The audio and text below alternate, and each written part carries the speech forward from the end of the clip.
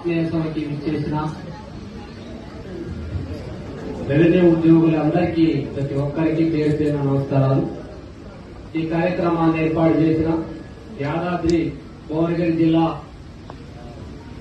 నాయకులందరికీ పేరు పేరున ధన్యవాదాలు. ఇప్పటిదాకా మాట్లాడిన తర్వాత నేనేం మాట్లాడాలని ఆలోచిస్తూ ఉన్నా. మీకు ఎందుకు లేచి నడిచి వెళ్ళిపోవాలని చూస్తున్నాయి. అందరూ మాట్లాడేది కదా, నేను మాట్లాడేది సరే. ఇంత దూరం వచ్చిరు, అసలు నేను చెప్తాడా ఒకసారి చూద్దాం విందాం అనే ఒక మనసులో ఇప్పటి వరకు నవ్వు చెదరలే. చూస్తున్న ఒక్కొక్కరిని వచ్చిన కాడిచి చూస్తున్న ప్రతి ఒక్కరు నవ్వుతూనే ఉన్నారు. ఎందుకంటే నా గురించి చెప్తుంటే నవ్వుతున్నారు. అంటే సంతోషం వేస్తుందా లేకపోతే ఏమేస్తుందా అర్థం కాని సందర్భాన్ని నేను చూస్తున్నా. ఒకటే చెప్పదలుచుకున్నా, నా గొప్పతనం కాదు. నేను సంఘాలలో స్థాపించిన రోజు నుంచి ఈ రోజు వరకు 2 దశాబ్దాలుగా ఏ రోజు కూడా నేను అనుకున్నది ఖచ్చితంగా సాధించే వరకు నేను తిరగను. అది తహసీల్దార్ల సమస్యలే కావచ్చు, విఆర్ఏ సమస్యలే కావచ్చు, విఆర్ఓల సమస్యలే కావచ్చు, డిప్యూటీ కలెక్టర్ల సమస్యలే కావచ్చు, రైతుల సమస్యలే కూడా మీరు తిరగడానికి అవకాశం కూడా ఇవ్వదు. అది ఎవరైనా కూడా భయపడే అవకాశం కూడా లేదు. ఎందుకంటే ఇప్పటిదాకా మీరు చెప్తుంటే నేను చూస్తుంటే నా గొప్పతనాన్ని కాకుండా నేను ఇంకా ఏమైనా కొత్త ఆలోచనలు మా ఉద్యోగులకి ఏం చేయగలను, ఇంత ఆశ పెట్టుకున్నారు, ఇంకా ఆశలు ఏమేమి ఉన్నాయి అని ఆలోచిస్తూ కూర్చున్నా. అంటే వాళ్ళందరికీ ఏం చేయాలి? ఒకళ్ళ ముఖం చూస్తే నాకు ప్రమోషన్ కావాలన్నట్టు కనిపిస్తున్నారు, ఒకళ్ళ ముఖం చూస్తే నన్ను డిపార్ట్మెంట్ లో తీసుకోవాలన్నట్టు కనిపిస్తున్నారు, ఇంకొకళ్ళ ముఖం చూస్తే అన్నా నువ్వు మాకు దొరికిన దేవుడు అని అనుకుంటున్నారు.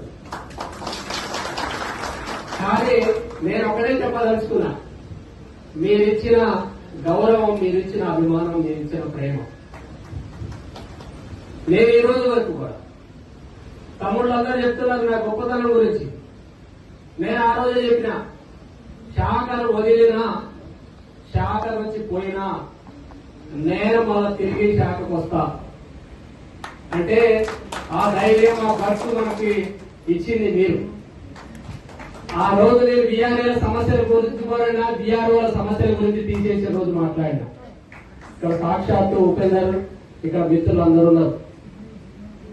నేను ప్రెస్ క్లబ్ లో మాట్లాడుతూ రెవెన్యూల ఉద్యోగులను, బీఆర్ఓలని అర్ధరాత్రి ఒక జీవోతో తొలగిస్తూ నిర్ణయం తీసుకున్నారు. ఆ రోజు ఒక్కళ్ళు మాట్లాడలేదు. ఒక్కళ్ళు మాట్లాడితే ఏమవుతుందో అని ఒక్కళ్ళకొక్కళ్ళు ఎక్కడ లాక్కున్నారో కనిపించలేదు.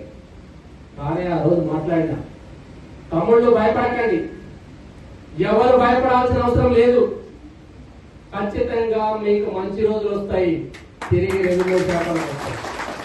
ఇదే వాడు తిరిగి ఒకసారి యూట్యూబ్ లో కొట్టండి, నేను అన్న మాటలు ఇదే. అంటే ఆ రోజు నేను అనుకున్నప్పుడు మా పక్కన రాములు ఉన్నాడు. రాములు అంటుండ్రు అప్పుడప్పుడు బ్రేక్ వేస్తానికి మాట్లాడుతుంటాడు, నిజమా సార్ ఇది నిజం అవుతాడవా అని.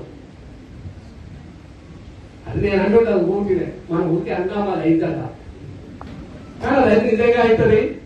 అది అయింది. అందరూ అనుకున్నారు కాగితాలు ఇస్తారో బోకేలు ఇస్తారో అవుతుందని.